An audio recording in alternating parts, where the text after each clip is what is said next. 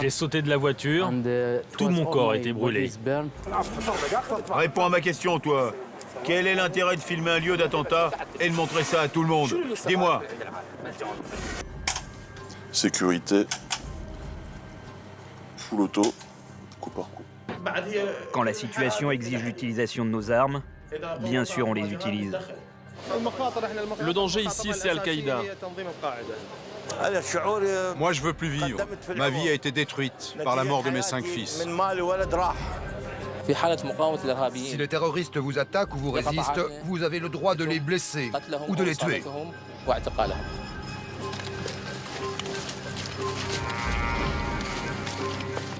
Ils étaient en train de torturer mon fils pour que je paye une rançon. Il prie, il tue des gens, surtout les chrétiens. Est-ce que tu as fait d'autres attentats? J'en ai fait plein d'autres. Je suis irakien, c'est une campagne irakienne et je suis contre le terrorisme.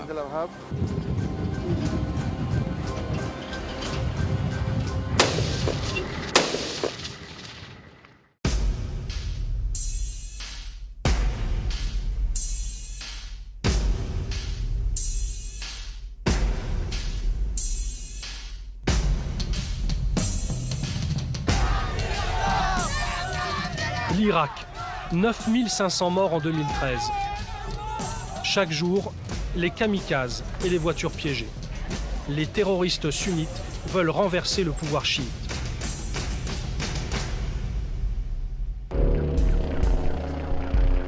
Ce qui frappe en arrivant à Bagdad, c'est le nombre de barrages sur les routes. L'armée, la police, les milices, impossible de circuler sans être contrôlé. Nous sommes sur la route de l'aéroport, l'une des plus dangereuses d'Irak. Sur ce parking, où il est strictement interdit de filmer, ces taxis un peu particuliers, les voitures blindées des compagnies de sécurité. Thierry est le directeur des opérations de l'une d'elles, un ancien des commandos de marine. Les risques ici sont les risques inhérents à tout déplacement dans Bagdad. Ce sont les car bombes, les sticky bombes, les IED, c'est-à-dire tous les engins improvisés explosifs. C'est pour ça qu'ici on se met en open air. Avant on se mettait sous la protection du préau, mais ça a explosé. Et combien de morts? 6, 7. Ce ne sont pas en général des opérations de grande ampleur, ça vise juste, c'est des opérations de harcèlement, constamment, sur les forces de sécurité, sur tout ce qui peut être apparenté à des intérêts étrangers.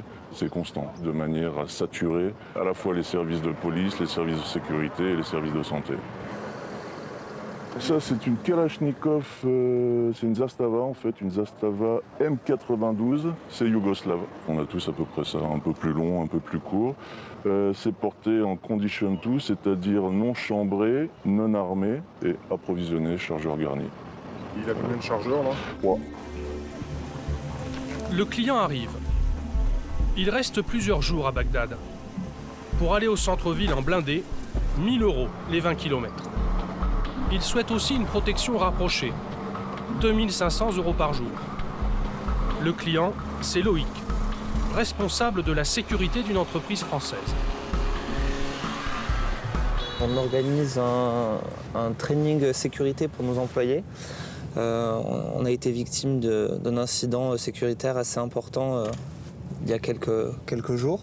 Je pense que c'est quelque chose de relativement classique à Bagdad. C'est un de nos collaborateurs qui a eu un engin explosif accroché sous sa voiture et heureusement ça a explosé quand il n'était pas dedans. Donc on ne sait pas si c'était voulu que ça explose une fois qu'il était sorti ou si c'était simplement une défaillance du système.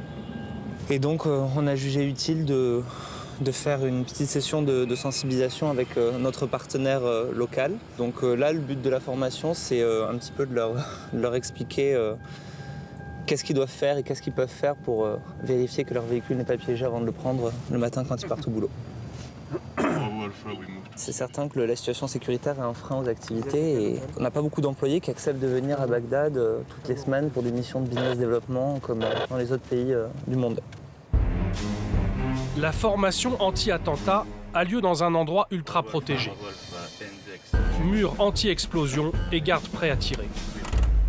Nous entrons au Centre français des affaires qui aide les entreprises françaises à s'installer en Irak. Yasser va animer la formation. C'est un miraculé. J'étais juste avant un barrage de police, à 500 mètres à peu près. Et là, j'ai entendu une énorme explosion à l'intérieur de ma voiture. À ce moment-là, je ne comprenais vraiment pas ce qu'il se passait. Je croyais qu'une voiture piégée avait sauté à côté de moi. Je n'avais pas réalisé que c'était une bombe placée sous ma voiture. J'ai ouvert ma portière. C'était difficile. J'ai poussé de toutes mes forces. J'ai sauté de ma voiture, tout mon corps était brûlé. J'ai essayé d'éteindre les flammes sur moi en me roulant dans la poussière. Je voyais la police au loin. Elle restait au barrage. Pas un policier n'est venu m'aider. Ils n'ont même pas appelé d'ambulance. Je les appelais, mais ils ne venaient pas. Ils avaient peur de moi. Heureusement, un civil de 40-45 ans m'a dit « Allez, viens, monte dans ma voiture, je t'emmène à l'hôpital. » J'étais blessé partout. J'avais la main brûlée, les jambes aussi. J'ai perdu mon pouce pendant l'explosion. Un morceau de métal m'a arraché directement le doigt. Tout le monde sait que Yasser a failli mourir. Lorsqu'il explique comment éviter un attentat, on l'écoute attentivement. Les terroristes mettent souvent les bombes dans un paquet en carton, dans des colis ou dans une enveloppe envoyée à l'entreprise. Donc, soyez toujours très attentifs au courrier. Moi, j'ai été gravement blessé. J'ai perdu un doigt et j'ai passé 6 mois à l'hôpital. Tout ça parce que je n'avais pas pensé à vérifier ma voiture avant de partir. Donc, ne vous dites jamais « c'est bon, je suis en sécurité car je n'ai de problème avec personne ». Parce qu'en fait, la cible des terroristes, ce n'est pas vous, c'est l'entreprise. Après la formation, nous retrouvons Thierry. Entre deux clients, il vérifie son arme. Full auto, coup par coup.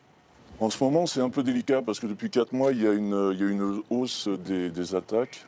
On est en train de se retrouver dans des situations de type 2008. C'est-à-dire pendant longtemps, il y avait entre 200 et 300 morts à Bagdad, ce qui est regrettable, mais qui est considéré comme des mois normaux.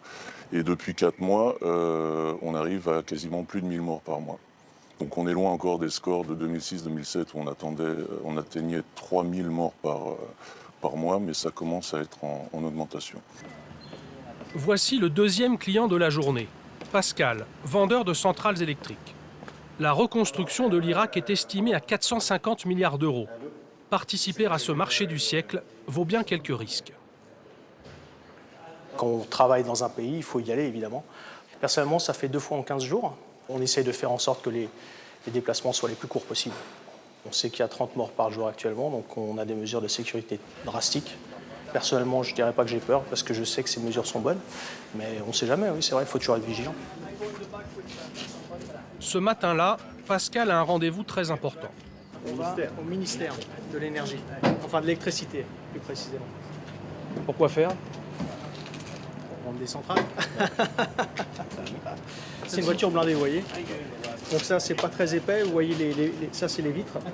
Donc tout ça, c'est par balle. Et la procédure est très précise. Il y a une voiture comme ça, une voiture d'escorte, à chaque fois.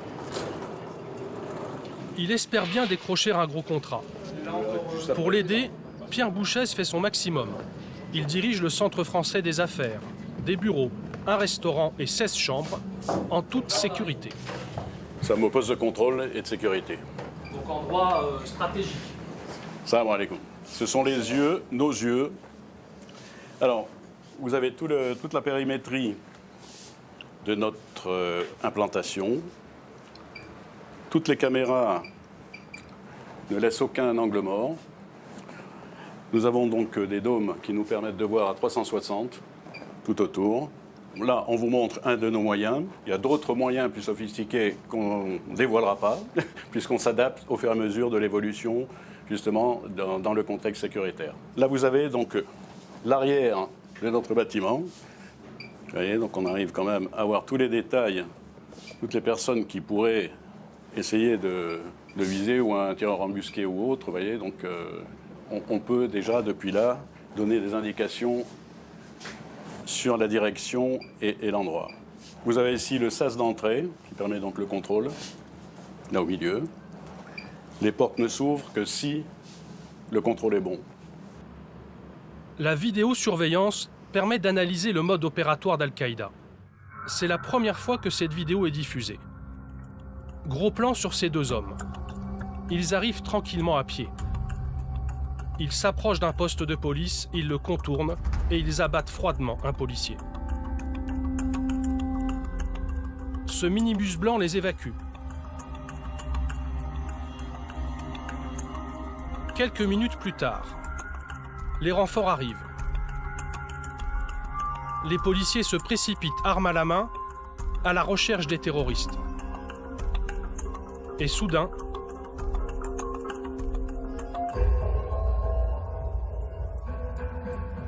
un colis piégé, 2 attentats au même endroit, la signature d'Al-Qaïda.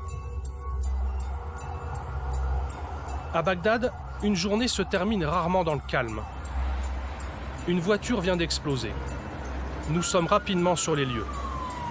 Interdiction de filmer, car selon le gouvernement, la situation sécuritaire est sous contrôle. Nous tournons donc en caméra cachée.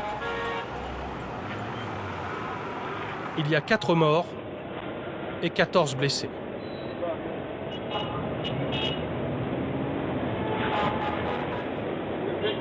Nous profitons de la nuit tombante pour franchir plusieurs barrages militaires. Nous approchons de la voiture piégée. La voici. De toutes les façons, vous la presse, vous ne faites que du bruit. Tu entends? Toi, tu laisses mes hommes réparer les dégâts. Tu les laisses nettoyer la rue et reconstruire le mur. Ensuite, tu pourras filmer. Monsieur, s'il vous plaît, pendant que vous nettoyez, on veut tourner. On a l'autorisation du commandant de la sécurité. Ça, je m'en fous. Je te l'ai déjà dit, je ne te laisserai pas filmer avant d'avoir tout nettoyé. Tu veux filmer après un attentat et montrer les images? Quel est ton intérêt? Justement, on veut montrer que les terroristes font des attentats. Là, tu réponds pas à ma question. Alors, s'il te plaît, réponds à ma question. C'est quoi ton intérêt de tourner un lieu d'explosion et de montrer ça au monde entier? À l'écart de son colonel, ce militaire raconte. Quand je suis arrivé dans cette rue, elle était bloquée par une voiture. J'ai demandé au conducteur de se pousser et à ce moment-là, une voiture piégée a explosé. Elle était juste à côté de nous, en sens opposé. J'ai été légèrement blessé au ventre et à la jambe. Les Bagdadis refusent la loi du silence après chaque attentat. Hamid n'hésite pas à témoigner. Toutes les fenêtres de sa maison ont volé en éclats. Ça a fait un bruit énorme, comme à chaque fois. Je suis tout de suite sorti pour voir ce qui se passait. J'ai vu des cadavres partout et une grande quantité de sang par terre.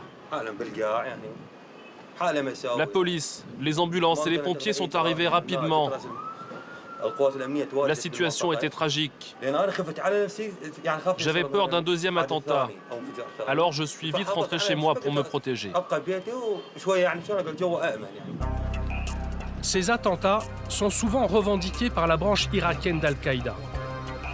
Traquer les terroristes, c'est la mission de la 17e division d'infanterie. Le général Atbi et le colonel Khaled. Ils commandent 15 000 soldats en pleine zone d'Al-Qaïda au sud de Bagdad. Ils ont trouvé des ceintures d'explosifs dans un village. Le général Atbi donne ses consignes au colonel Khaled. Retournez sur les lieux et arrêtez les terroristes. Il faut d'abord bien encercler la cible et ensuite envoyer des soldats pour l'attaquer. Oui, chef. Il y aura sûrement des terroristes là-bas. Oui, chef. Si les terroristes vous attaquent ou s'ils vous résistent, vous avez le droit de les blesser ou de les tuer. Oui, chef.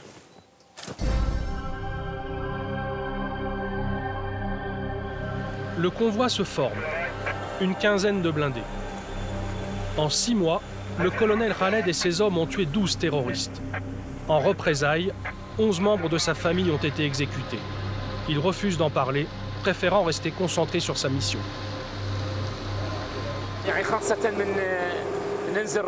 Les risques les plus importants, ce sont les engins explosifs. On ne peut pas entrer avec nos véhicules dans certains endroits. On est souvent obligé de continuer à pied. Et sur ces chemins-là, les terroristes mettent leurs bombes.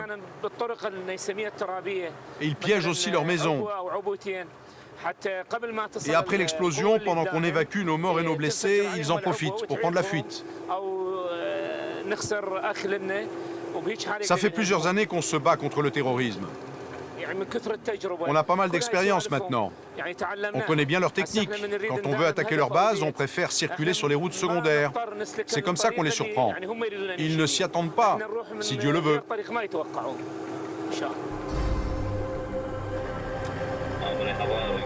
Le convoi avance à découvert. Cible idéale pour des lance-roquettes. Les blindés s'arrêtent. Les soldats descendent. Ils nous montrent ce cratère noir au bord de la route. C'est ici qu'ils ont enterré la bombe pour qu'elle explose au moment de notre passage. La semaine dernière, Haider, l'un des leurs, est mort sur place, le corps déchiqueté. Au moment de repartir, au loin, plusieurs hommes s'enfuient.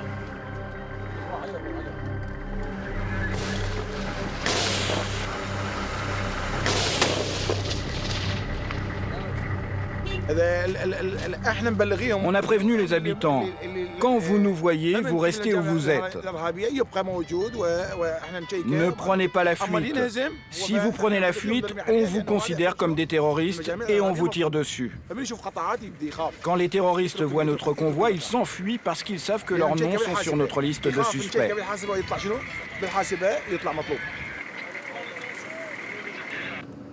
Nous arrivons où les ceintures d'explosifs ont été trouvées.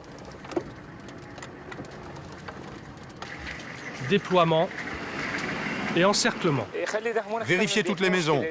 Cherchez dans toutes les maisons. Le groupe Foudre, allez-y, vous encerclez les maisons. Fouillez bien à l'intérieur. Allez-y, allez-y. Placez-vous à côté des portes et à chaque angle. 4 suspects sont arrêtés.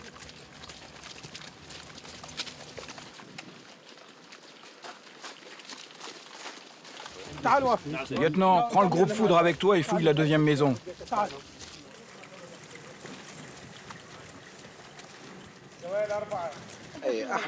Il s'appelle Ahmed Hadi Aboud, c'est un terroriste. Tu fabriques des bombes? Non, j'ai rien fait. J'ai rien fait. N'aie pas peur. Tu fabriques des bombes? Non, je n'ai rien fait. Il dit qu'il est innocent, mais selon nos renseignements, c'est un terroriste.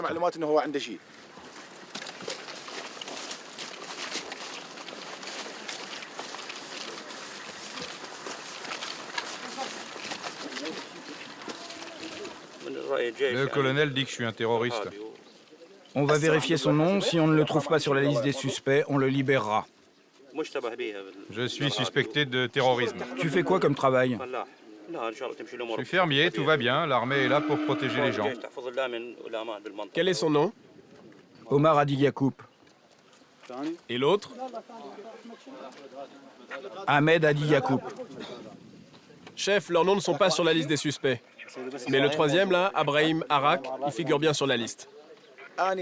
Celui-là est suspect, les autres non. On va leur présenter nos excuses et on les laisse partir.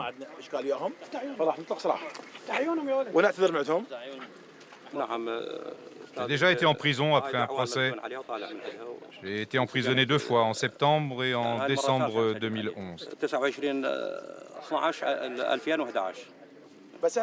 On va vérifier tout ça parce que l'information qu'on a, c'est qu'ils continuent à fabriquer des bombes.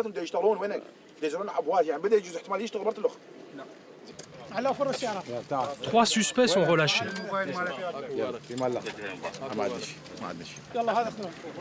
Pas le 4e. Le colonel Khaled va vérifier s'il fait partie des évadés de la prison d'Abu Ghraib. L'été dernier, Al-Qaïda l'a attaqué. 41 morts et 800 islamistes en fuite.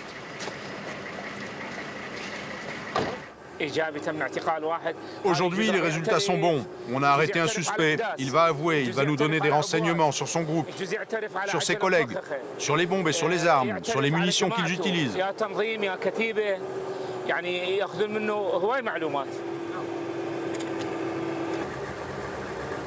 Retour à la base. Quelques tirs sur des fuyards et une arrestation de plus pour le colonel Khaled. En 6 mois, il a interpellé 411 terroristes et découvert 207 caches d'armes.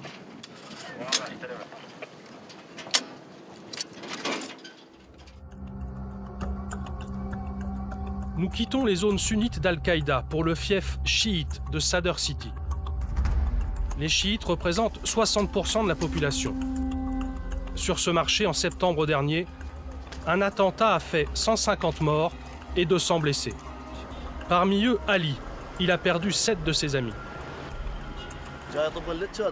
Quand je me suis approché de la tente, la première bombe a explosé. L'explosion a tout détruit. Avec d'autres personnes, j'ai couru vers la tente pour évacuer les blessés. Et c'est à ce moment-là que la deuxième bombe a explosé. Un passant filme la deuxième explosion.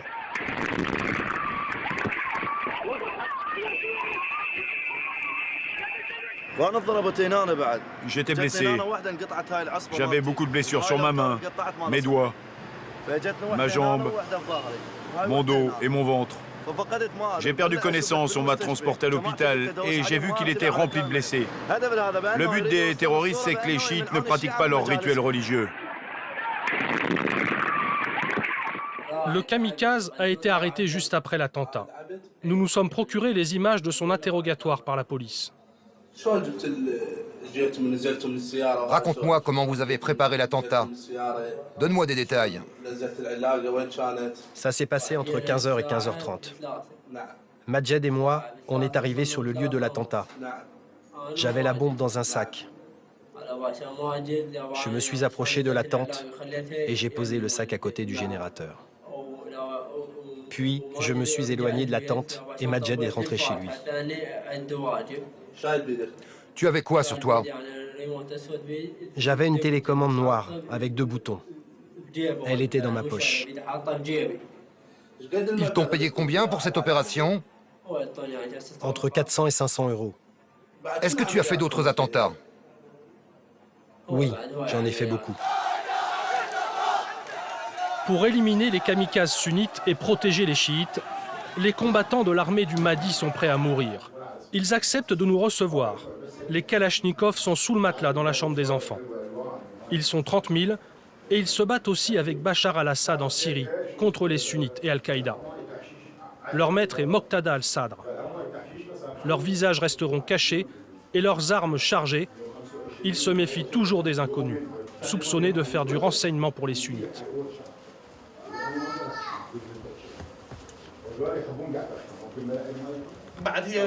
Quand la situation exige l'utilisation de nos armes, on les utilise. Par exemple, quand on arrête un terroriste et qu'il nous tire dessus. Il arrive aussi qu'on remette les suspects aux forces de l'ordre. Et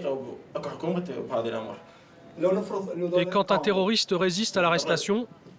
Si un terroriste résiste à l'arrestation, on utilise nos armes, on lui tire dessus. C'est légal.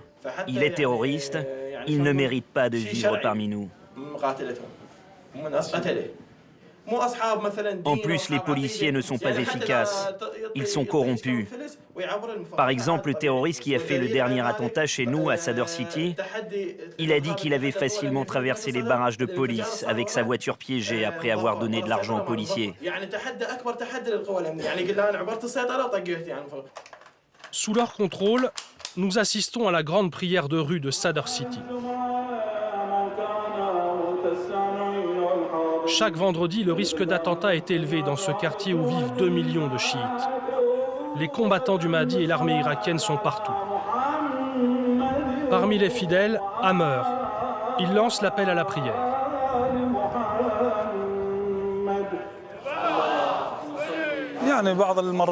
Ces derniers jours, on a été attaqué 2 fois. Dans une rue, pas loin d'ici. J'ai cru que l'explosion venait d'une voiture piégée, mais quand je suis arrivé sur les lieux de l'attentat, il n'y avait aucune trace de bombe. C'étaient 2 kamikazes avec des ceintures piégées qu'ils ont fait exploser l'une après l'autre. Malheureusement, il y a eu plusieurs victimes.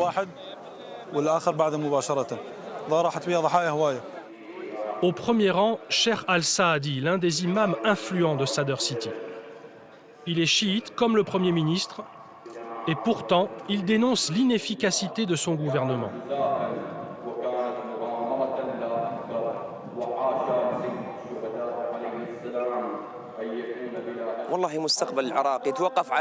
L'avenir de l'Irak dépend de la loyauté des hommes politiques envers notre pays. Si les membres du gouvernement continuent à être divisés et inconstants, l'insécurité sera encore plus importante et l'avenir du pays sera de plus en plus sombre. Mais si enfin ils s'unissent pour protéger le peuple et pour le bien de l'Irak, c'est une certitude, la sécurité dans le pays s'améliorera, si Dieu le veut.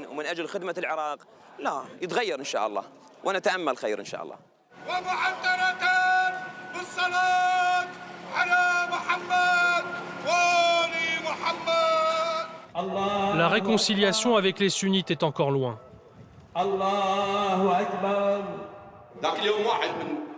Une fois, un sunnite m'a dit « Vous les chiites, vous irez tous en enfer parce que vous n'avez pas la même croyance que nous. » Je lui ai dit « D'accord, laisse-moi aller en enfer et vas-y toi au paradis. »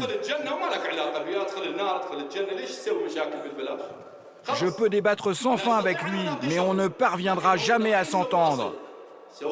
C'est une impasse, ça n'a aucun sens. Je ne veux pas être préoccupé par ces choses insignifiantes et sans valeur. Après la prière, nous accompagnons Amer chez lui. Il retrouve ses enfants. Chaque jour, il les aide à faire leurs devoirs. Tu as compris la question? Oui, c'est des maths. Est-ce que l'angle K est inclus dans le carré? Oui. Il faut aussi trouver la mesure de l'angle. Quand j'entends qu'il y a eu un attentat, je pense tout de suite à mes enfants. Est-ce qu'ils sont en sécurité? Je ne peux pas m'empêcher d'aller à l'école pour vérifier. Mais il faut bien qu'ils étudient. Je m'inquiète beaucoup quand ils vont à l'école. Que Dieu les protège. Lors de la dernière explosion, j'étais à l'école et j'ai eu très peur pour mes parents et pour mes frères. J'ai cru que l'explosion était à côté de la maison. J'avais peur pour ma famille. Mais quand je suis rentré, mon grand-père m'a rassuré et il m'a dit que tout allait bien pour tout le monde. Mais je ne veux pas quitter l'Irak. Je veux continuer à vivre ici. Personnellement, je ne dis jamais que les sunnites sont derrière tous les attentats. Les auteurs de ces attentats, ce sont des terroristes venus de l'étranger. Ils veulent séparer le peuple et créer un conflit politique interne. Nous sommes frères, nous sommes tous nés ici. Nous avons tous vécu ici. Et nous sommes même mariés avec des membres des familles sunnites. Nous avons grandi ensemble dans ce pays. Il n'y avait aucun problème entre nous auparavant. Nous ne laisserons jamais les terroristes arriver à leur but. Le lendemain, Amer est en pleine Ashura, la grande fête chiite. Je fais le service pour les pèlerins qui fêtent l'imam Hussein. Je distribue des gâteaux et du thé. Tout est gratuit et ça va durer 30 jours, jusqu'au pèlerinage sur le tombeau d'Hussein.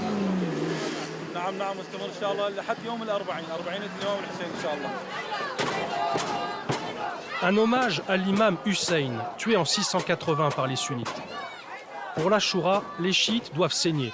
En cette période de fête religieuse, la vente d'alcool est encore plus dangereuse que d'habitude. En vendre ou en acheter est interdit. Nous filmons en caméra cachée. Ce magasin clandestin a été attaqué plusieurs fois par des milices chiites et sunnites. Bonjour, je voudrais acheter du vin. Viens, entre. Regarde tout ce qu'on a. Qu'est-ce que vous avez comme vin rouge? Viens, regarde. On a plusieurs sortes de vins. Par exemple, on a ça. On a aussi ça. Du vin français, du vin libanais. À différents prix. La première bouteille, là, est à 12 €. La deuxième à 10. Tu veux une bouteille ou un carton? Je prends un carton de vin libanais et un carton de vin français. On trouve de tout, de la bière portugaise ou libanaise, à 1 € la bouteille. Malgré les risques d'attentats, les clients se bousculent. De nombreux chrétiens, mais aussi des musulmans. C'est pas dangereux de venir acheter de l'alcool? Bien sûr que si, mais ce magasin, c'est le seul ouvert. Je suis venu de très loin pour acheter de l'alcool. C'est pas trop dangereux de vendre de l'alcool en ce moment? Si, ils ont tué 2 vendeurs il y a une semaine. 2 vendeurs? Oui. Et l'un des 2 était un de nos vendeurs. Il a été tué il y a 2 jours. Il avait une épicerie et quand ils ont su qu'il vendait de l'alcool en cachette dans son magasin, ils l'ont tué.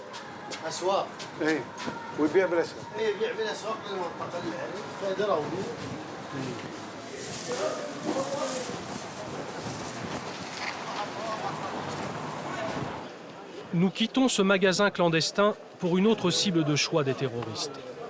Le marché aux livres d'Al-Mutanabi. L'armée surveille de près ce rendez-vous des intellectuels irakiens.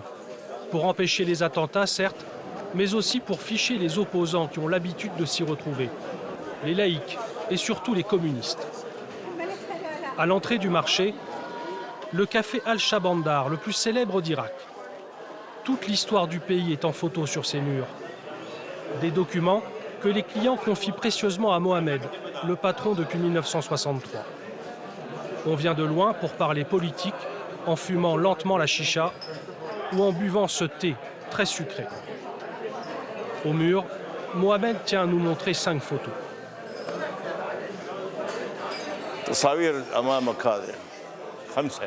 Ce sont les photos de mes 5 fils. Ils sont morts le 5 mars 2007. Une voiture piégée qui a explosé. J'étais ici et la voiture qui a explosé était là, juste à côté de moi. Tous les murs du café se sont effondrés. J'ai entendu les cris de mes fils, mais je n'ai rien pu faire pour eux, ils étaient sous les décombres. Depuis ce jour, j'ai perdu le goût de vivre. Ma vie a été anéantie par leur mort.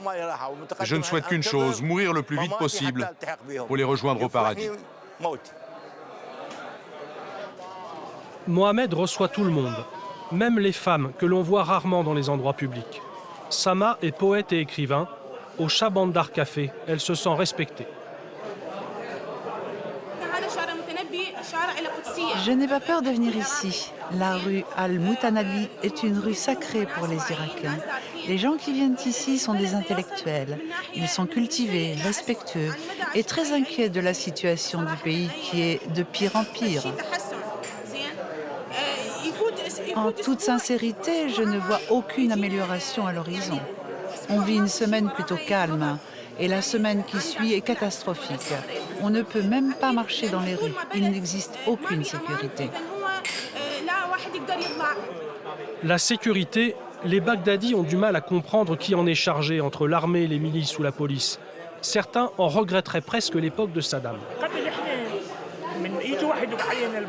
Avant la guerre de 2003, pour arrêter quelqu'un, la police se renseignait d'abord sur la personne à la mairie. Puis l'arrestation se faisait avec le responsable administratif du quartier, que tous les habitants renseignaient et connaissaient. Aujourd'hui, toute cette procédure a disparu, on ne sait plus qui arrête qui. C'est pour ça que j'ai remplacé la sonnerie de ma maison par une caméra de surveillance. Parce que je ne sais pas si la personne qui sonne est un policier ou si c'est un criminel qui veut me tuer et tuer ma famille. Donc je regarde avec la caméra, et si je ne connais pas, je n'ouvre pas la porte. Direction maintenant les quartiers sunnites. Notre guide est dans cette voiture blanche. Nous arrivons devant un mur couvert d'impacts. Il prend de gros risques rien qu'en nous le montrant. Notre traducteur nous explique pourquoi. Très difficile de filmer ici. Oui. Ici, oui. Ici, vous voyez là, les traces d'un mortier. Le gouvernement considère tous les gens qui cherchent les traces de violence comme des choses qui sont contre le gouvernement, qui n'est pas capable de contrôler le pays. Si jamais on découvre que lui, il nous a montré ces endroits, oui. Qu'est-ce qui lui arrive? Le gouvernement, dès qu'il trouve quelqu'un filme, il cherche qui c'est qui les a amenés et il les arrête. Donc là, montrer une petite trace d'impact de mortier ici, voilà. C'est la prison. Oui. Nous sommes dans le quartier de Dora, un quartier sunnite infiltré par Al-Qaïda. Impossible d'y entrer sans protection. Notre guide est Youssouf, le chef local de la milice du Sarwa.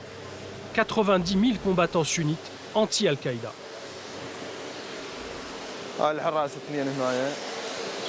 Voici l'un de nos barrages. On a 2 combattants ici. C'est aussi leur chambre, ils dorment là. Il n'y a pas de lumière car on n'a pas d'électricité aujourd'hui. C'est le barrage du quartier 806. En tout, 5 combattants se relaient jour et nuit. Et j'en ai encore 8 autres au barrage à l'entrée du quartier. Et j'ai aussi mes 2 gardes du corps, toujours avec moi. Sa milice était longtemps alliée d'Al-Qaïda. Et ses hommes en étaient parfois membres. Surveille bien ce côté-là jusqu'au bout de la rue, comme d'habitude, et reste très attentif. Toi, Omar, regarde plutôt vers là-bas. Mais Youssouf et le Sarwa ont accepté de l'argent et des armes des chiites comme des États-Unis. Même s'ils sont sunnites comme eux, Al-Qaïda a décidé de les éliminer. Et ils nous menacent sans arrêt, ils mettent des bombes sous nos voitures. Et ils nous attaquent souvent, même en pleine nuit. Il y a 2 jours, dans la rue juste derrière, un terroriste a fait sauter une voiture. Toute la famille qui était dedans est morte. Contrairement au discours rassurant du gouvernement chiite, Al-Qaïda est présent partout en Irak, jusqu'en plein centre de Bagdad. Bien sûr qu'Al-Qaïda existe dans la plupart de nos quartiers. Al-Qaïda fait ses attentats bien tranquillement. En fait, personne ne les surveille vraiment. Avant, mes hommes du Sarwa étaient partout en ville. C'était impossible pour les terroristes d'Al-Qaïda de fabriquer des bombes et de les poser. Mais maintenant, ils font ce qu'ils veulent.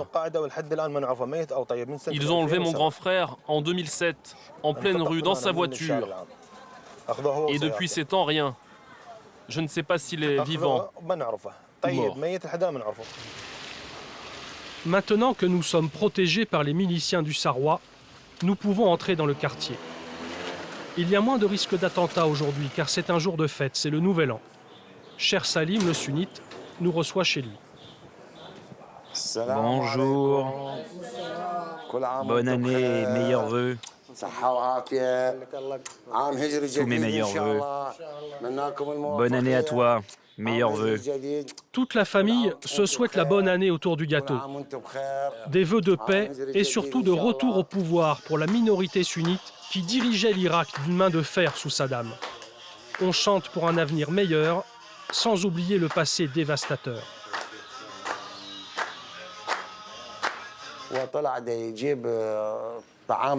Un matin, mon beau-frère est parti acheter du pain pour sa famille. Quand il est arrivé à la boulangerie, une voiture s'est arrêtée à côté de lui. 3 personnes armées en sont descendues. Ils ont d'abord essayé de l'arrêter.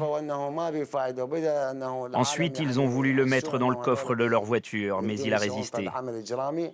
Alors ils l'ont tué devant tout le monde avec un pistolet silencieux. Ça me fait vraiment mal au cœur quand je regarde sa photo.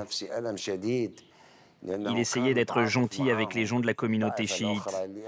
Il faisait la prière avec eux dans leur mosquée. Et au final, qu'est-ce qu'ils ont fait? Ils l'ont trahi, ils l'ont tué.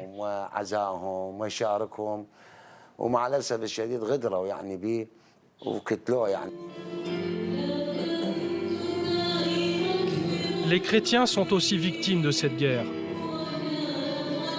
Il y a 10 ans, ils étaient plus d'1 million en Irak. Ils sont moins de 400 000 aujourd'hui. Monseigneur Pio, c'est leur porte-parole. Ces dernières années, 61 églises ont été attaquées, notamment celle de Karada en 2010. 47 morts en pleine messe. Monseigneur Pio a survécu, il a pris ses photos, il en a fait ce livre. Ce sont les photos des martyrs dans l'église. On a attaqué l'église, le terrorisme. C'était 5 terroristes. 2 étaient morts avant d'entrer à l'église et les 3 étaient dans l'église même. Voilà le prêtre, et aussi le voilà. Et vous allez voir aujourd'hui des familles, des parents, des martyrs seront présents dans la prière. Et avec les parents des petits, le petit Adam, de 3-4 ans. Ils seront ici à la prière aujourd'hui. Ils se sont fait exploser dans l'église, les terroristes? Mais bien sûr. Qu'est-ce qu'il fait, les terroristes? Ils prient, ils tuent des gens. Surtout les chrétiens. Pourquoi? On ne sait pas. Les noms des 47 victimes sont lus à chaque messe par leur famille. Les chrétiens représentent maintenant moins de 2% des Irakiens. Face à ce qui est fait contre les chrétiens au Moyen-Orient, face à l'oppression, à l'injustice et au blasphème, on a besoin de croire encore plus en Dieu. Une croyance encore plus forte, une croyance encore plus profonde.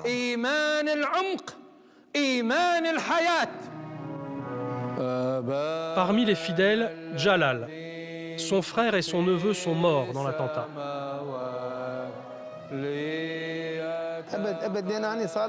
Je ne quitterai jamais l'Irak. Je suis né ici, j'ai étudié ici, je me suis marié ici, j'ai vécu toutes les guerres. Non, je ne partirai pas, même si 37 de mes proches et amis sont partis. Moi, je ne pars pas. Et expliquez-moi comment les terroristes sont entrés à Karada pour se faire exploser. Plusieurs membres du gouvernement irakien habitent ici.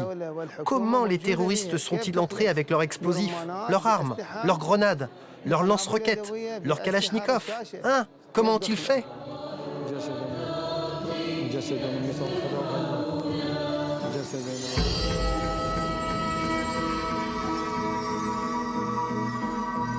Comment des voitures bourrées d'explosifs passent-elles plusieurs fois par jour les centaines de barrages dans Bagdad? Pour le comprendre, nous retrouvons le colonel Khaled de la 17e division d'infanterie. Comme souvent, il installe un point de contrôle improvisé. Quand les terroristes veulent faire un attentat en ville, pour faire passer leurs voitures piégées, leurs bombes et leurs kamikazes, ils ne prennent pas la route principale, ils prennent les rues secondaires. L'une des missions de notre régiment est de faire des barrages mobiles pendant 2 heures environ. On se met dans les rues secondaires pour perturber et surprendre les terroristes. S'ils apprennent qu'il y a un barrage dans cette rue, ça les oblige à annuler leurs attaques. Et les jours où on fait ça, il y a très peu d'attentats.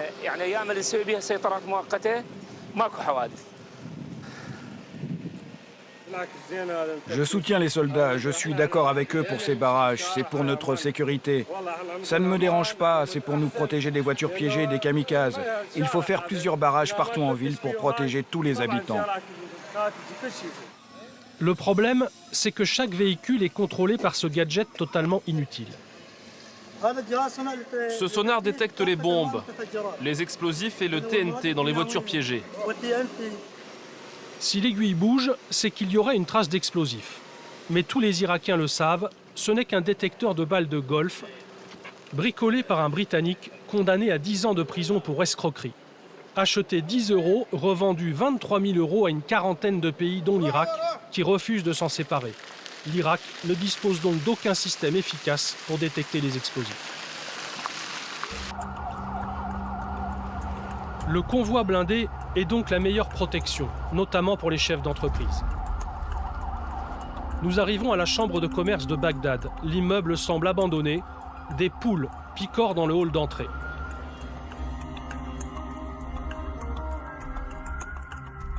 Rajeb représente 23 000 hommes d'affaires. Il développe le secteur privé, très faible en Irak, et il lutte contre la corruption généralisée. L'Irak est le 3e pays le plus corrompu au monde, après la Somalie et la Birmanie. Il y a une répartition injuste des contrats pour la reconstruction du pays. Ces contrats sont comme par hasard toujours réservés à des investisseurs précis, souvent les mêmes. Pourtant, il y a beaucoup d'hommes d'affaires et d'entreprises irakiennes capables et compétents pour ces grands projets. Mais leurs chances d'obtenir ces contrats sont quasi nulles. Ce n'est vraiment pas normal.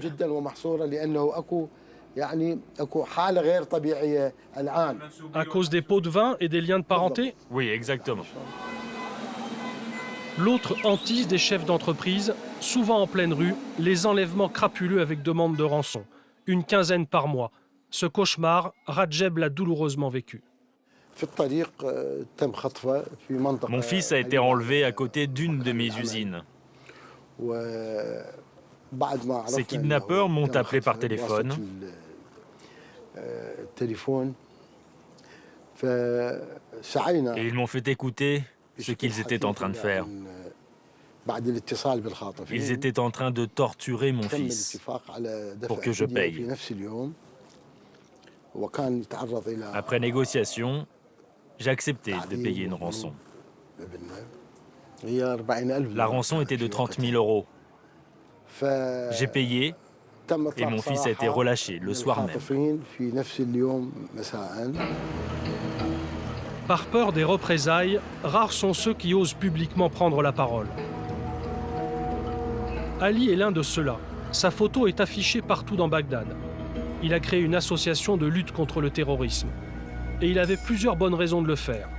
3 de ses cousins sont morts dans des attentats, l'un de ses frères pendant la guerre Iran-Irak, et l'autre a été exécuté sous Saddam Hussein. Ce panneau est un exemple de notre campagne de lutte contre le terrorisme. Il s'agit de notre message pour tous les Irakiens. On l'a affiché en plusieurs exemplaires dans les rues de Bagdad.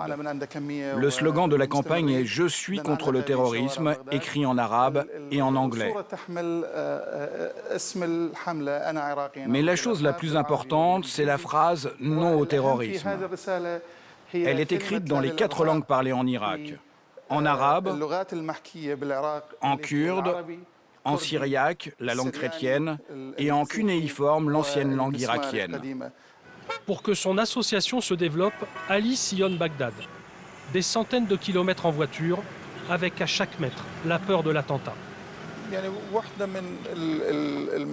Un des grands problèmes, ce sont les embouteillages. C'est la cible principale des terroristes. Les forces de sécurité doivent le prendre en compte. Par exemple, dans la rue Karada, où on se trouve en ce moment, il y a eu plus de 35 attaques terroristes par des kamikazes et des voitures piégées. Ali rencontre les Bagdadis sur les lieux d'attentats. Il y distribue des tracts pour les faire réagir. Bonjour, désolé de vous déranger. C'est pour une campagne irakienne. Je suis irakien, je suis contre le terrorisme. Nous sommes irakiens et nous devons tous crier d'une seule voix que nous sommes tous contre le terrorisme. Mais il est où le gouvernement irakien? Un des buts de cette campagne est de nous débarrasser de ce gouvernement. C'est une bonne initiative. Bravo, on la soutient. Moi, je suis ingénieur. Je travaille pour construire mon avenir. Je ne veux pas mourir à cause d'un terroriste fou ou d'un responsable politique qui fait tout pour garder sa place au pouvoir. Il faut que le gouvernement réagisse. Mais tous les organismes de l'État sont infiltrés par les terroristes.